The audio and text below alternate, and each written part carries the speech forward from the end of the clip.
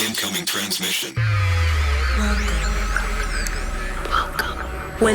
Welcome to True Spies. Week by week, mission by mission, you'll hear the true stories behind the world's greatest espionage operations. You'll meet the people who navigate this secret world. What do they know? What are their skills? What would you do in their position? This is True Spies. An assassination operation takes no less than 4 to 5 people. Usually it's 5 to 6 people. So we believe there's at least 3 others that are out there. Episode 16. N is for Novichok.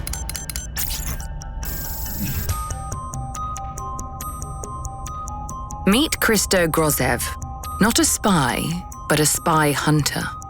Not the trilby hat and turned-up collar sort. No long evenings on lonely street corners, but rather days and nights in the depths of the internet. You might call Christo a data detective. In 2018, 2 men appeared on his radar. They looked innocent enough. To the casual eye, they were simply tourists in jeans and trainers and padded jackets waiting at the ticket barrier of a provincial British railway station. But the British police had just revealed them to be Russian agents and prime suspects in an audacious assassination attempt. Committing a crime like this in the United Kingdom is probably the worst idea on earth because it's completely, dotted and littered with security cameras. Christo and his colleagues wanted to know who they really were. We had the advantage of having spent several years following exactly the type of people that were behind this operation. This is the story of how Christo revealed the true identities of the 2 hapless tourists, and so much more. It all begins in Salisbury.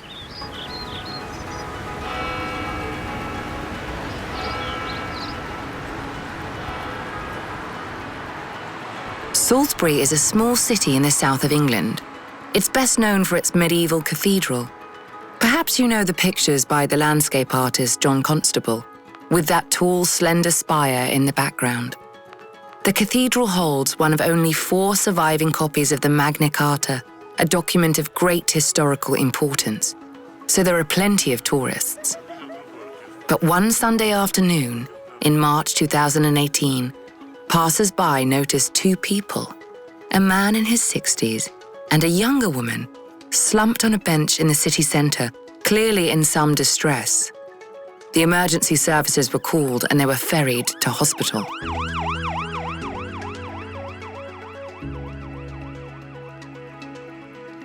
It didn't take long for disturbing facts to emerge. The man was identified as Sergey Skripal. Mr. Skripal, it seemed, was a former Russian spy. The younger woman was his daughter. They had both been poisoned. And by poisoned, I don't mean something cozy and Agatha Christie.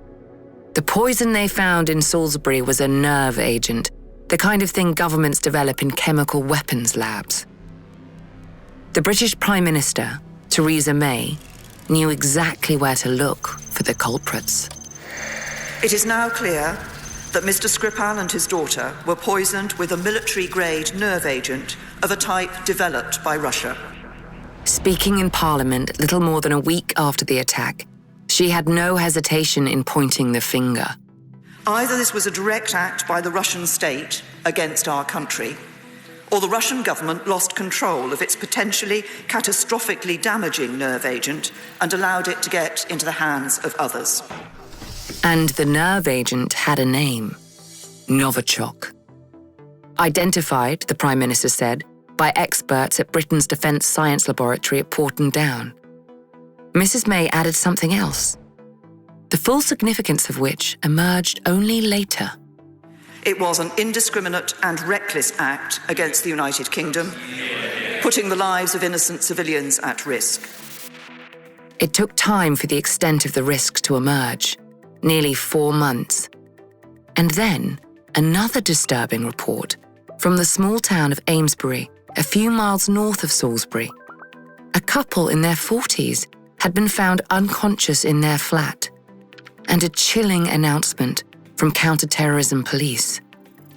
This couple, too, had been exposed to Novichok, probably by accident. In the case of the Skripals, the Novichok appeared to have been applied to the handle of their front door. Miraculously, both of them survived. In this case, Charlie Rowley, a 45-year-old, had picked up a discarded perfume bottle that seemed to have contained the deadly substance. Charlie Rowley, too, survived. His 44-year-old partner, Dawn Sturgis, did not. She died on July the 8th. The police were now conducting a murder inquiry.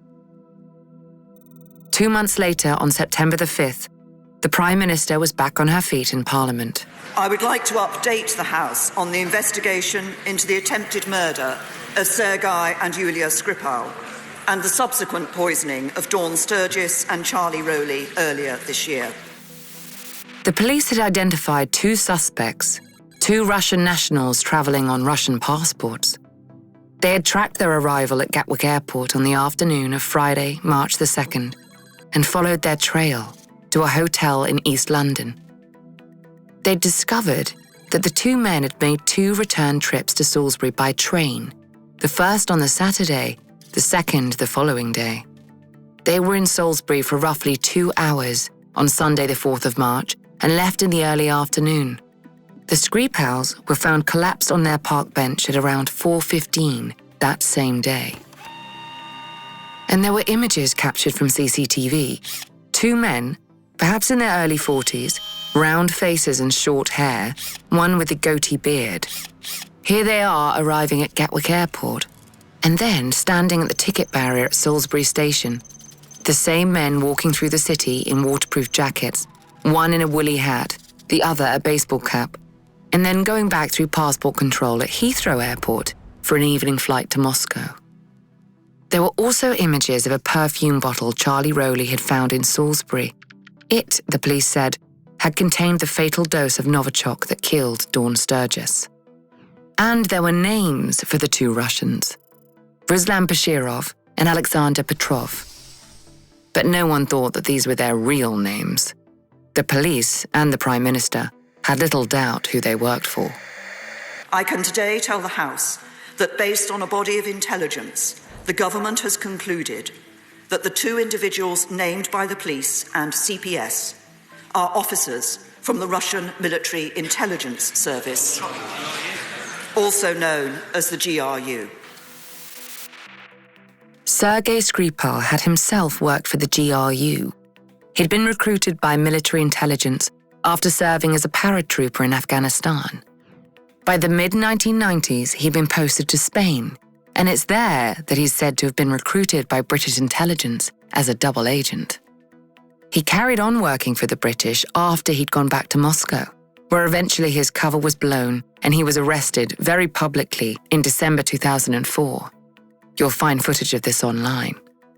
He's held in what appears to be some kind of headlock before being led in handcuffs to a van. Filming this was a deliberate humiliation. Although he received a 13-year prison sentence, he was released as part of a spy swap in 2010. But perhaps Russia never forgives and never forgets. There's been much speculation that Skripal's treachery was the motive for the attack and a warning to others tempted to follow a similar path. The family moved to Britain, but Skripal's wife died of cancer in 2012, and Yulia, his daughter, moved back to Russia in 2014. And then Sasha, Sergey's son, died suddenly on a weekend visit to St. Petersburg. There were rumors that he was an alcoholic, but there is much about his death that isn't known. By 2017, Sergey Skripal was alone in Salisbury, not a name on Christo Grozev's radar. But once the British Prime Minister had denounced the suspects as members of the GRU, he got to work. Fortunately, we had experience with investigating Russian military intelligence. Let me tell you a bit more about Christo, our spy hunter. and the organization he works for, because the story I'm telling you today is really their story.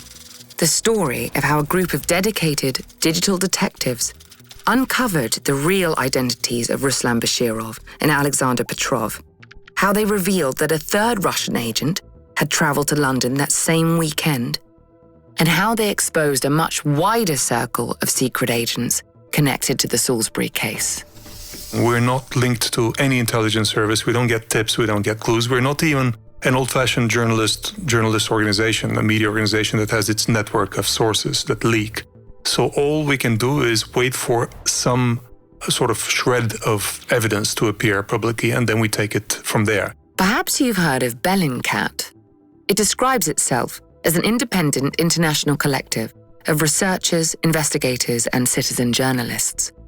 Registered in the Netherlands, but with staff and contributors in more than 20 countries, it relies on publicly available sources, what's known in the trade as open source intelligence, to reveal hidden truths. In short, Bellingcat's researchers crunch a lot of data. And Christo Grozev, you might say, is data cruncher in chief. Well, certainly when it comes to Russia. Russia is a very online society, and it's a very corrupt society as well. The two of these things together result in a lot of data being traded, people working for the FSB or for law enforcement. The FSB is another of Russia's security agencies.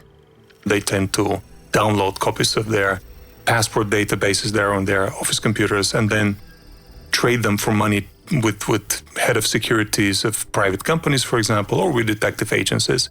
Sooner or later, such databases leak onto the open market. So we had started gathering such databases, and by 2018, by the time we started looking at the Skripal case, we had already a collection of more than 500 regional databases containing passport data, residential data, car ownership data, telephone number data.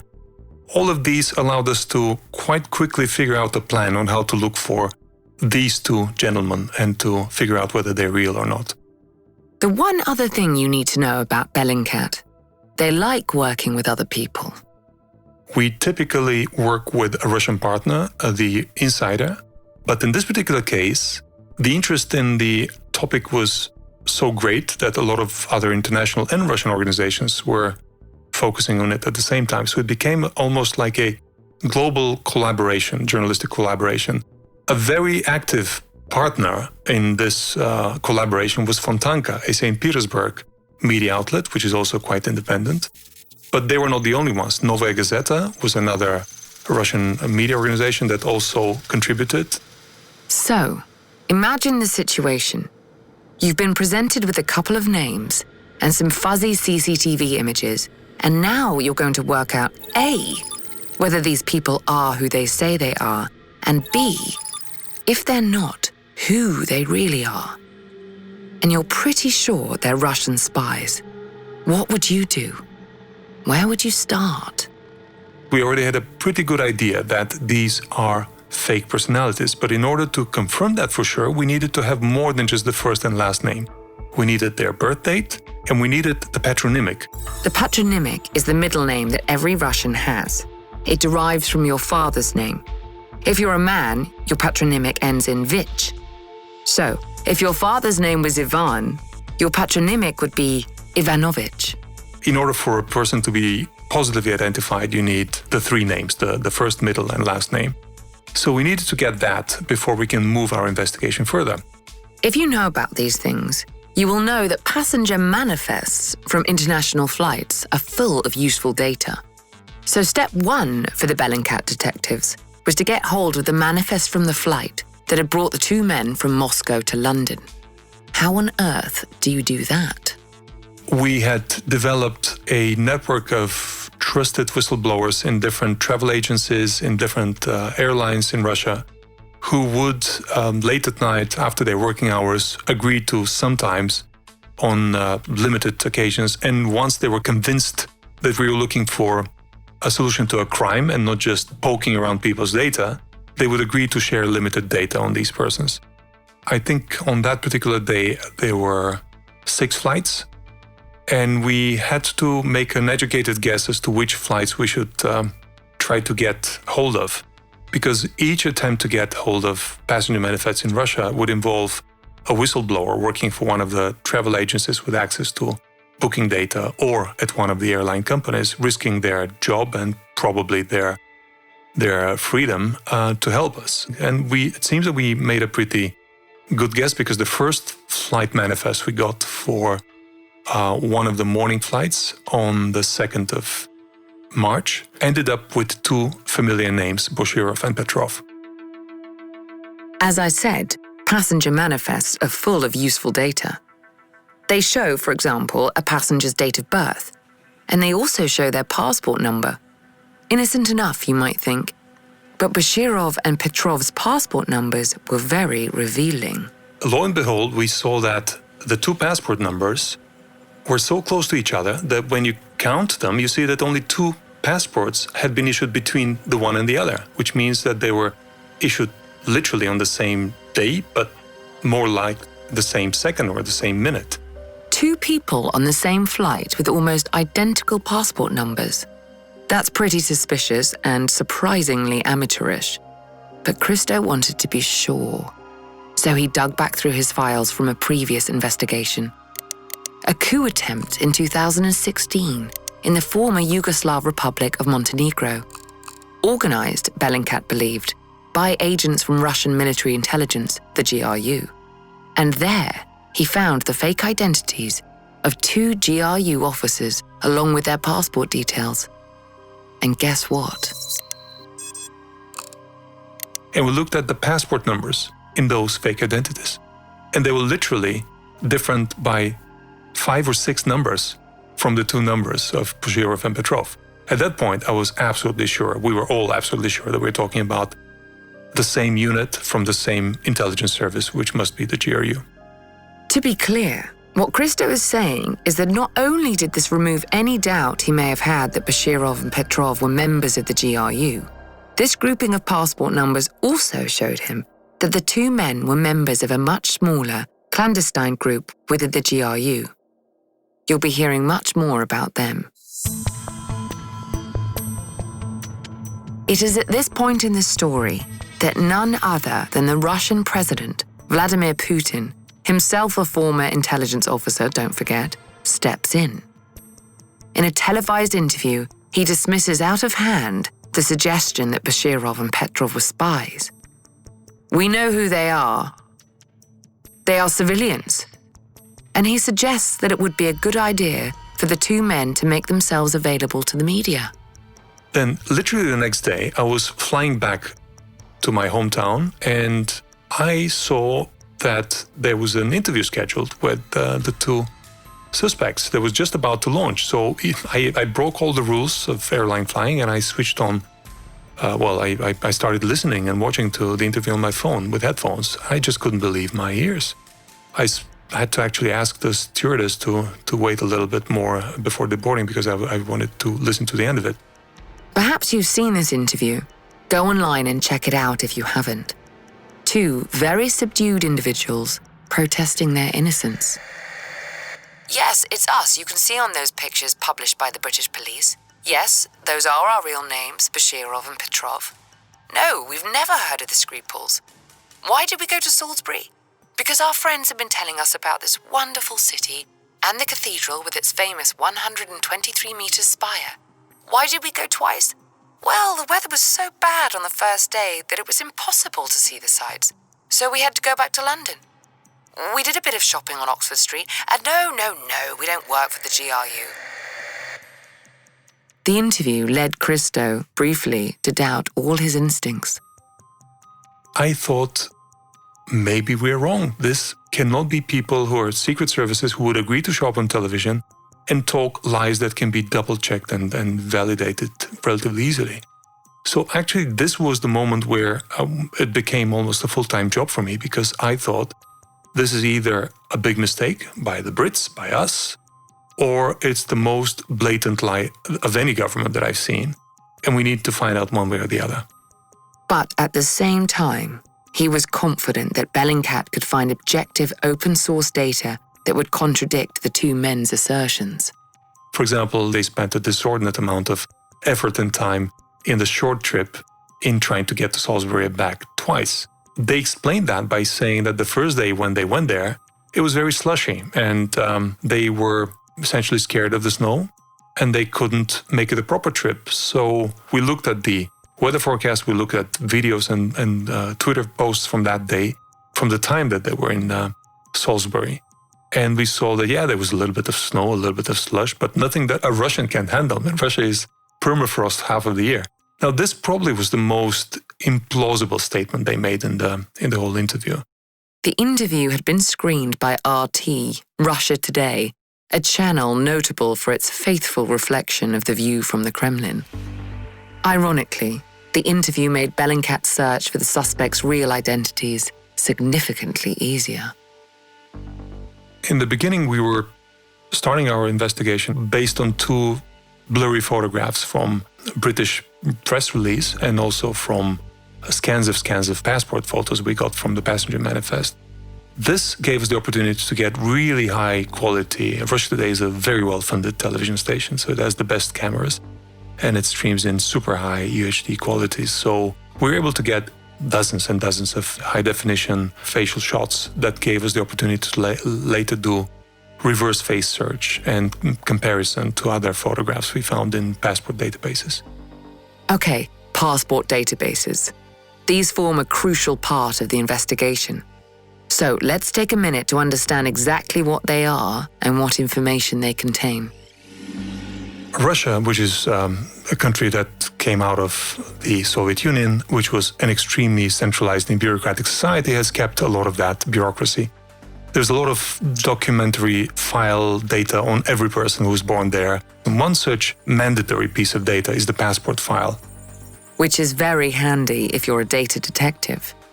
Every Russian over the age of 14 has to have an ID document, known as an internal passport. That means there's an official file on every Russian adult that contains details of every passport ever issued, both internal and external.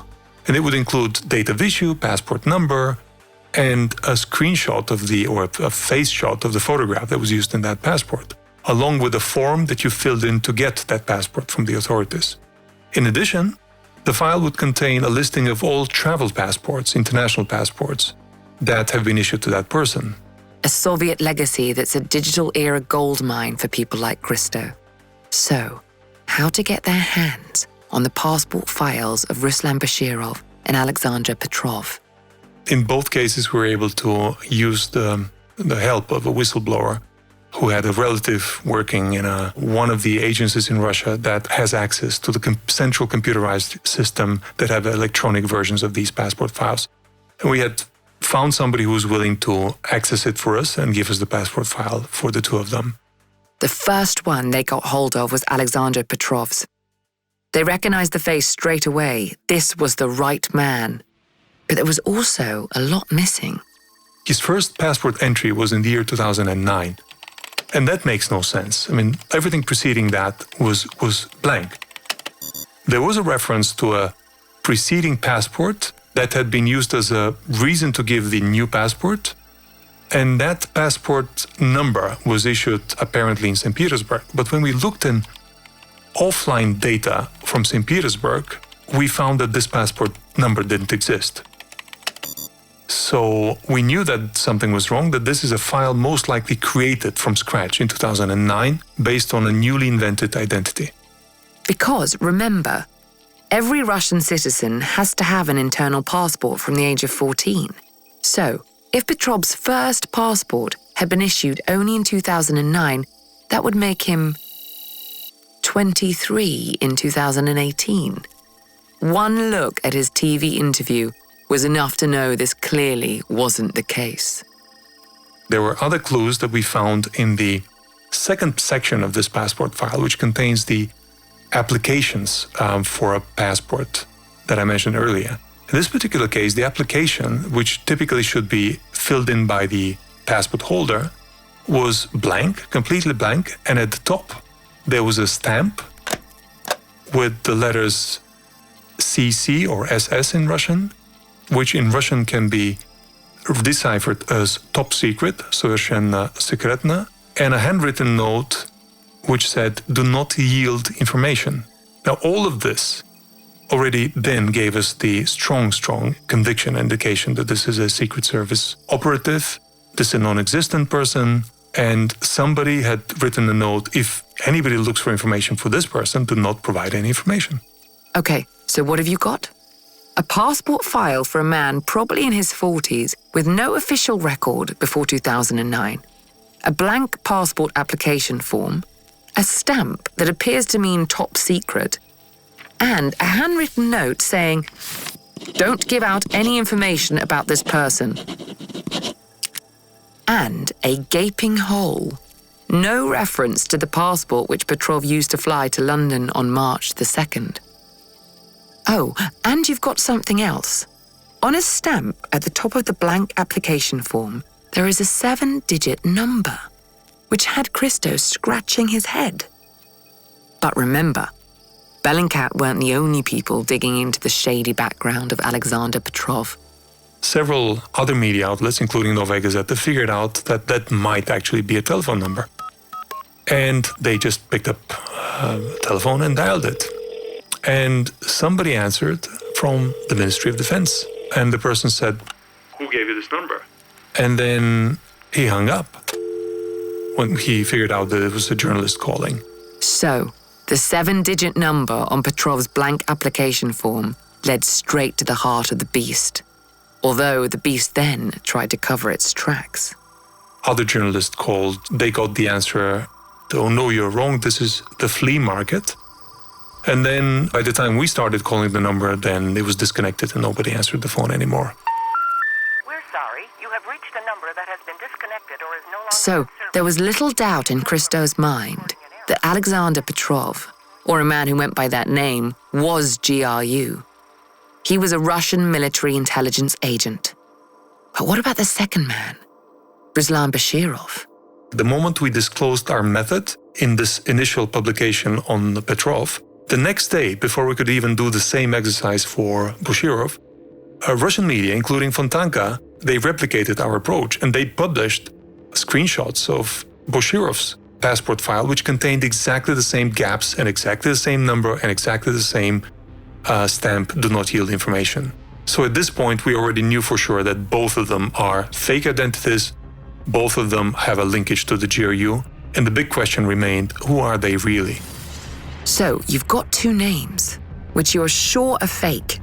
You've got photos to match faces to the names, and you know that they work in military intelligence. Now you've got to find out who they really are. What would you do next? What Christo did next was that he got creative. Where, he wondered, would Russians send people to learn how to be spies? We got a consistent answer from the two sources we approached, which was, well, by the end of the 90s, the whole system of training spies have kind of collapsed in Russia, and we didn't really have a good training ground. But there were a couple of schools-only institutes, as they call them, that prepared elite spies with good training of foreign languages and a grasp of understanding how the West works. And one of them was the Far Eastern Military Institute in Khabarovsk. Khabarovsk, by the way, is about as far east as you can go in Russia, thousands of miles from Moscow, an 8-hour flight. And this is where Christo started looking. Digitally, of course. We actually spent a few nights looking at sort of Facebook photographs of its graduates, looking for a glimpse of a younger version of Bashirov to hopefully see him there. And we did that with our friends from the Insider. We had allocated yearbook photos by year. So we spent a good 3 nights going through thousands of different photographs, also photographs posted on the social media groups of the school graduates and alumni. This painstaking digital legwork eventually bore fruit. A picture of a man bearing a resemblance to Bashirov, obviously on military assignment in a war zone. It was against the background of a mountain in a place that looked like the Caucasus. And it was a group of 5 or 6 people in military attire. And we were told that this is most likely Chechnya, one of the mountains in Chechnya, where there had been 2 long-running wars. And the time of the photograph was given to us as somewhere between 2001 and 2004. It was a start. They could narrow their search. Someone who had graduated from the military academy in Khabarovsk, who had then served in Chechnya. And we found, by sheer luck, a reference in a military magazine to a hero of Russia who had graduated the Far Eastern Military Institute, who had fought on 3 assignments, 3 different times in Chechnya, was wounded there, and was one of the graduates that the institute was most proud of. Being a hero of Russia is a big deal. It's the highest award available to any Russian citizen, conferred by the president himself. More importantly for Bellingcat, this particular hero of Russia had a name. Anatoly Chapiga. Could this be their man? The hardest evidence we were hoping to get was a copy of a passport file under the name of Anatoly Chapiga that would have the identical photograph that we had seen in the passport file of Bushirov. So, back to the whistleblower, back to the person who had given them the file of the fake identity, Ruslan Bashirov. But no, so near and yet so far. The whistleblower didn't want to play ball. By this time, the story had become central news all over the world, including in Russia, so this whistleblower actually felt threatened, and we agreed that it's not a good idea for him or her to do this, so we had to find somebody else. It took a few more days to find that someone. It was worth the wait. This was the moment when all of that trawling through thousands of pictures finally paid off. We got a file in the name of Anatoly Chapiga, and it had a photograph of a younger version of the person we had seen in the Russia Today interview. There he was. The man so keen to see the famous Salisbury Cathedral spire, but who'd been defeated by the snow. There was further confirmation of Chapiga's identity, if any were now needed, in the form of a video someone had shot inside the Khabarovsk Academy, where a wall of photographs celebrates graduates who later became heroes of Russia. And in the last column, we saw a face that we enhanced a little bit to get a better picture, and it looked definitively like a current version of a very fresh version of the same person that we had seen on Russia Today. So we had 2 faces, 2 photographs, one from the passport file, one from the video of the Wall of Fame, and both of them gave us a match. It was a big moment. Obviously, there was huge euphoria with us having identified a really secret, deep-covered Russian officer of the military intelligence. But now they had to identify the second man. And that turned out to be harder than they thought. For one thing, there are an awful lot of Alexander Petrovs in Russia, tens of thousands. So how to narrow it down? Well, do you remember Montenegro? That failed attempt to topple the government in 2016, organized by agents of the GRU? Christo suddenly had a brainwave. One of the agents Bellingcat had unmasked had a fake identity that wasn't very different from his real name. So they would use, in those cases, the first name and the patronymic of the real person. They would maintain the birth date, and they would only change typically the last name. And remember, they already had the passport file in the name of Alexander Yevgenovich Petrov, the one that was missing so much information. But it did contain a date of birth, not necessarily an accurate one, but a starting point nonetheless. And, crucially, there was reference to a previous passport having been issued in St. Petersburg. So why not start there?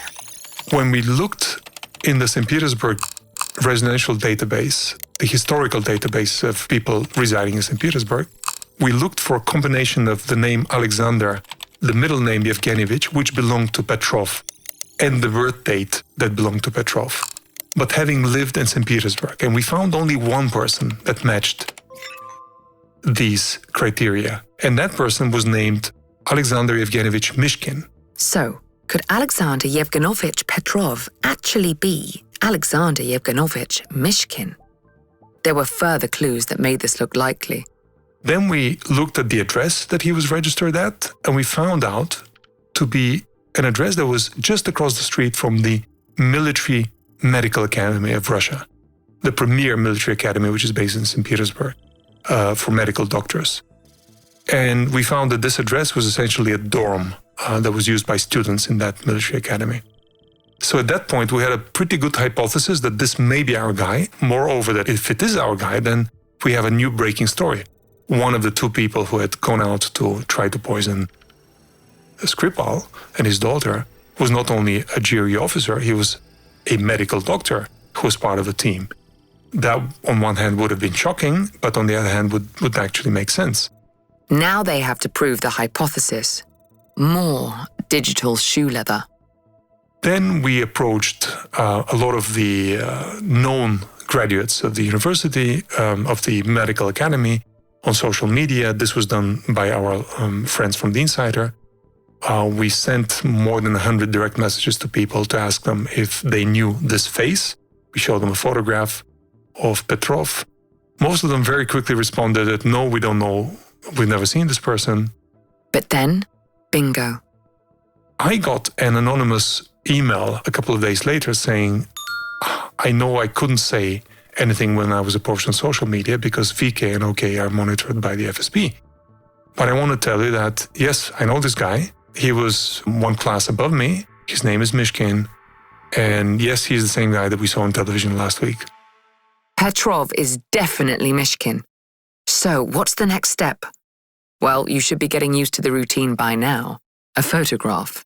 A photograph that matches Petrov to Mishkin. So it's back to those passport files, the one that contained data on every Russian citizen going back to the age of 14. But there's a problem now. Bellingcat has already exposed Anatoly Chapiga, and it's becoming too risky for whistleblowers to go into online databases. They might trigger an alert. So Christo needs to find a database that has already been downloaded. One such source was a car insurance officer with access to an offline database of car sales, car registrations, car insurances. He was kind enough to share with us a copy of the driver's license and of the actual passport scan that had been left by Mishkin when he had been buying a car. And that passport showed his face. That was exactly the same face that we had seen on the Russia Today interview and on the Petrov file. So that's how we confirmed for sure that it's the same person, that Mishkin, doctor, medical doctor, and GRE officer Alexander Mishkin is in fact the second suspect in the Salisbury case. When Bellingcat had identified the first man as Anatoly Chapiga, they had sent a local reporter to the place he grew up to find out if anyone there remembered him. They did the same in the case of Alexander Mishkin. He came from a small village in Siberia. At about 11:30 that evening, we got a message from our guy saying, "You won't believe it. I can't send you more data now, so you'll hear from me when I'm out of here." But I was able to talk to his neighbors. He's a hero of Russia as well. And that was a bombshell. I mean, I couldn't sleep that night. The next day, Christo heard the whole story. Apparently, his grandmother had been a local medical worker, and she always said to his neighbors that I want my grandson to become a doctor. And she took care of him because his parents had lived in a nearby town, toiling away at some factory. So he was very close to his grandmother. And she had shared with the neighbors a photograph of him handshaking the Russian president and getting the Hero of Russia award sometime in late 2014, early 2015. She would never let any of the neighbors touch that photograph, so she would only show it from her hands. But it was one of the biggest achievements of her life, and she was so proud of it. Unfortunately, by the time our reporter was there, the grandmother had been whisked away by security services because they knew that we were coming. They had seen that reporters came to Chapiga's birthplace, and they knew that we would be coming to Mishkin's place soon, so she was out of there. But this story confirmed once again that we have two heroes of Russia, highly decorated people who had been entrusted with this mission to go and try to poison Sergey Skripal. It's a good story, right? Well, it's about to get even better. Back in September 2018, the British counter-terrorism police had published pictures of 2 men. But Bellingcat had now established that there was a third GRU man in London at the same time. So let's just rewind briefly. We've already heard about the failed coup attempt mounted by GRU officers in Montenegro in 2016. And we've heard that the agents who took part in that had passports whose numbers were very close to those of the fake passports held by the Salisbury suspects. This had led Christo and his colleagues to the idea that there was a small elite unit of such men who travelled under false identities to carry out murky operations on behalf of the GRU. And remember, the flight that brought Anatoly Chapiga and Alexander Petrov to London on March the 2nd was only one of several. So was there someone else with a similar passport number aboard one of the others? Well, yes, there was. A man with a passport in the name of Sergey Vyacheslavovic Vedatov. A bit of digging, and Bellingcat got hold of a Russian telephone number issued in this name. We had managed to get the metadata for that telephone number, and we had noticed that it was not typically turned on all the time in Russia. It was only turned on a couple of days or a week before an international trip, that was used during the trip, and was turned off a couple of days after returning back to Russia.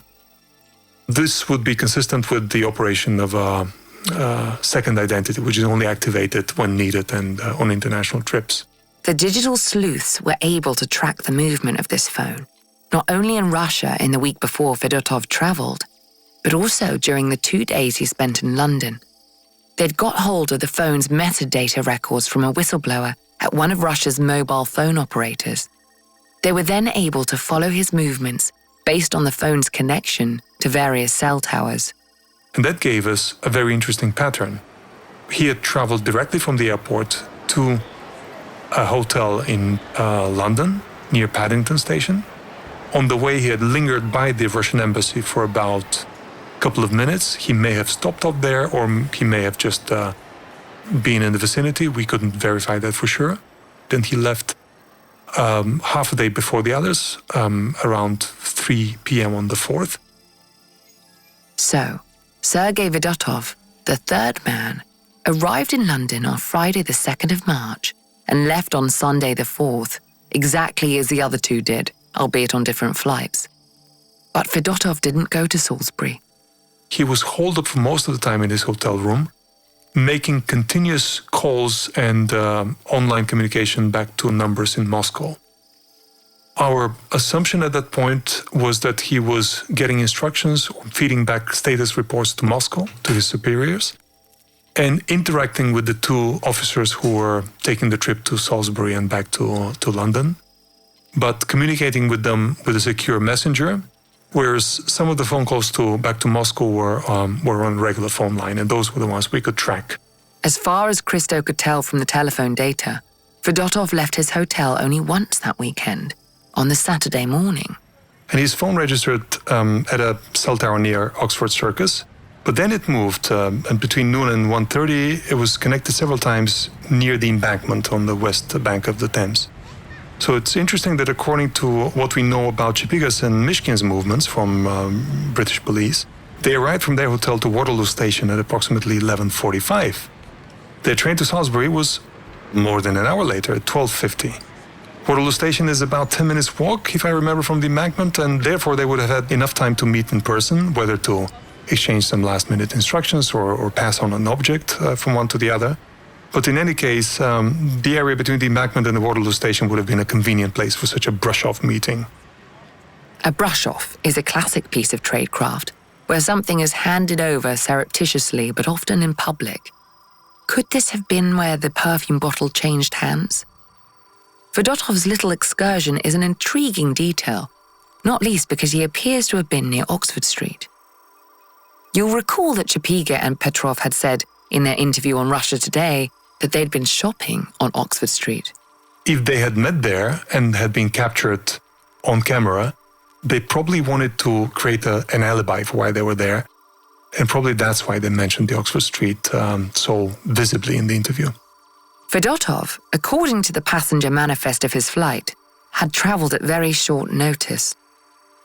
He'd bought his ticket only the night before he flew, which, incidentally, is also true for Chapiga and Mishkin, a fact that further undermines, you might think, the story of a long-standing desire to observe the wonders of Salisbury Cathedral. Yulia Skripal, as we've heard, didn't live in the UK any longer. She had flown in on March the 3rd to visit her father. Could this provide a clue as to why the attack took place when it did? Did the agents decide to travel when they did on discovering that Yulia was flying to the UK? Was she a target rather than an innocent bystander? Questions, sadly, that we can't answer here.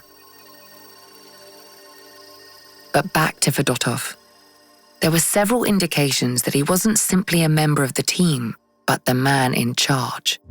For a start, he was older than the other two. Other than that, it was significant that he was not tasked with the actual hands-on operation. He was in a coordinating function in a much safer environment, holed up in a hotel.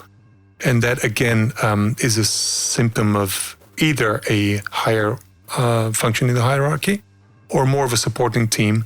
But given that that he was communicating back and forth all the time and did apparently meet with them, we think at least one senior member is always present in such operations from our understanding of how they work. And our assumption was that it's the senior most. So who was Verdotoff? Well, we know the procedure by now. Find the passport file and it will shed its secrets. The problem for Christo by now was the Russian authorities were wise to Bellingcat's methods.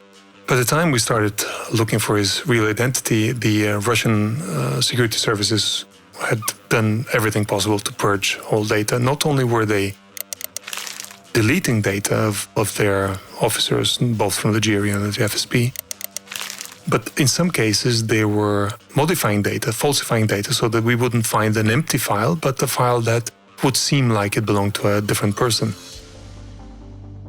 So they became reliant on databases that had already been leaked, ones from which the Russians would not be able to delete information.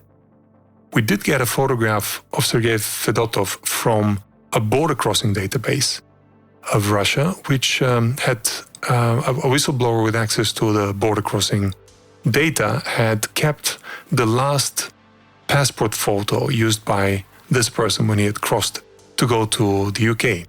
So we had a blurry photograph of Vedatov. But try as they might, they couldn't find a match for this photo. They tried the old trick of finding someone else with the name combination, Sergey Vedatov, but that was no good. So then, in desperation, they looked for someone with a middle name only, combined with the date of birth. And we found that when we do that exercise, we end up with about 12 people in Moscow who had the middle name Vyacheslavovich and the same birthday as Vedatov. And one of them had a family name, a last name, Sergeyev, which was the first name of Sergey Vedatov. So we thought, this is interesting. Could this be the guy? So, of course, they now needed his passport file. But this was a dead end.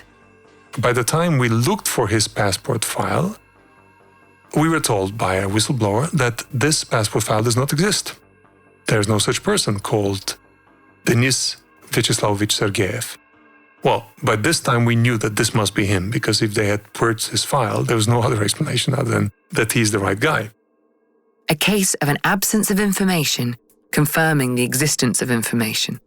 But they still had to track that information down. They got a blurry photo of his driving license from an insurance database, but that wasn't conclusive. What now? Then what really gave us a strong visual evidence that we moved on was an old video documentary we found, which had been shot by the Russian military in-house videographer after an operation in 1998 in the Caucasus. And a person who was by that time major with the name Denis Vyacheslamovich Sergeyev had been wounded. He had taken on the command after his commander had been killed, and he had essentially taken his unit out of harm's way. We saw this narration in an excerpt from a book that we found. And the book made reference to a film that had been made about this operation by the Russian Ministry of Defense. We spent a few days looking for an old copy of this film. Ultimately, we were able to find the author, the director of this film, who shared with us a copy, and we found an actual on-screen interview with Denis Sergeyev, which was in a much better quality than the blurry photograph we had received from the driver's license for his motorcycle. Weeks and weeks of digital digging had finally paid off. They had their man. Sergey Vyacheslavovich Vedatov, who had spent a busy weekend in a Paddington hotel in March 2018, was without doubt Denis Vyacheslavovich Sergeyev, a major general in the GRU. And it seems Sergeyev, as police might say, had previous. As we've heard, Bellingcat was slowly putting together a database of people they thought belonged to this elite group of Russian secret agents, a database based on the similarity of their passport numbers. And they noted that several of these people had been in Bulgaria, all at the same time, in early 2015. One of them was Sergeyev. He'd been there twice, in April, and then again in May. But he was not the only one. Two members that had been engaged with the Montenegro coup attempt had also visited in days, 1 day or 2 days before his trips. Furthermore, 4 other members that we had not identified or linked to other operations, but could link to this unit because of the fake identities and fake numbers that they were traveling on, were also with him. So what had happened in Bulgaria in the spring of 2015 that might have required the attention of a group of Russian agents? Christo began to trawl the internet. And one thing we could find was unsuccessful attempt to poison a Bulgarian arms manufacturer. Yes, you heard that right. An attempt to poison a Bulgarian arms manufacturer. Ring any bells? It had become a cold case without really anybody finding the real reason why this person and his son and the production manager of his arms manufacturing facility in Bulgaria had ended up in hospital after having dinner one evening. The victim's name in this case was Emilian Gebrev. He was the hardest hit of the 3. He fell into a coma, and they were fighting for his life for more than a week, and it took him about 3 weeks before he could recover, nearly in full. He believes he's not fully recovered until today. In early 2019, Bellingcat published a story revealing Fedotov's true identity and his link to Bulgaria. Mr. Gebrev, the arms manufacturer, got in touch. He said, I think this may be related to my story. And at the time, nobody knew what Novichok is, but now everybody knows, so maybe we should revisit my case. So he immediately approached the Bulgarian prosecution and law enforcement and said, I want my case reopened. I want you to look at the hypothesis of Novichok having been used on me. The Bulgarian authorities obliged. We shared all the data we had gathered with Bulgarian law enforcement and with Mr. Gebrev himself. And further to the original overlap of which we knew based on open source data, what we didn't know was that the second trip by Sergeyev in May, late May, coincided with another relapse of Mr. Gebrev, where he felt he was poisoned again and he went back to hospital. So it would appear that after the first unsuccessful attempt, they may have come back to try to poison him again because he ended up in hospital. We've seen the records. At this point, no one has been able to confirm that Mr. Gebrev was poisoned with Novichok. But there is evidence to suggest a modus operandi similar to Salisbury. In this case, it seems whatever the substance was, it was applied to the door handle of Mr. Gebrev's car, which was parked in an underground garage. The Bulgarian prosecutor has released CCTV footage of a man wandering around the garage the day Mr. Gebrev fell ill. And Bellingcat's investigations show Sergeyev traveling under the alias of Verdotoff, had stayed with his colleagues in a hotel nearby. They had, Bellingcat says, asked for rooms with a view of the garage entrance. Bulgarian prosecutors have now charged 3 men with the attempted murder of Mr. Grozev. One of them is Denis Vyacheslavovich Sergeyev, but he has not been charged in connection with the attacks on the Skripals. So are there perhaps more people yet to be revealed with a role in the Salisbury case too? Christo Grozev is certain of it. We are positive we haven't discovered all of the members of this operation. Why do we think so? An assassination operation takes no less than 4 to 5 people. Usually it's 5 to 6 people that travel in a staggered fashion. They travel consecutively in order to provide intelligence that is long-term, that is not just one-day intelligence. They need to know the pattern of the person. They need to know the way of movement, and it doesn't happen with a single trip. So we believe there's at least 3 others that are out there that we haven't yet identified. Christo and Bellingcat have shoved a significant spanner in the works of Russian military intelligence. The agents they've identified may never be brought to book, but their globe-trotting days, you'd think, are over. They risk arrest, trial, and serious jail time if they ever again set foot outside Russia. The secret unit may have left one fingerprint too many. I'm Vanessa Kirby. Join us next week for another brush with True Spies. We all have valuable spy skills, and our experts are here to help you discover yours. Get an authentic assessment of your spy skills created by a former head of training at British Intelligence for free now at SPYSCAPE.com.